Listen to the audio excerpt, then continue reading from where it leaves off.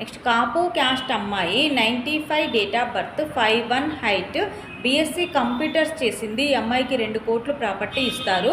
ఈ అమ్మాయికి కాపు క్యాస్ట్లో అబ్బాయి కావాలి. నెక్స్ట్ ముదిరాజ్ క్యాస్ట్ అమ్మాయి 93 date of birth 5'3" height, BR complete అయింది. ఆర్కిటెక్చర్గా జాబ్ చేస్తుంది. 78,000 శాలరీ ఉంది. ఈ అమ్మాయికి ముదిరాజ్ క్యాస్ట్లో అబ్బాయి కావాలి.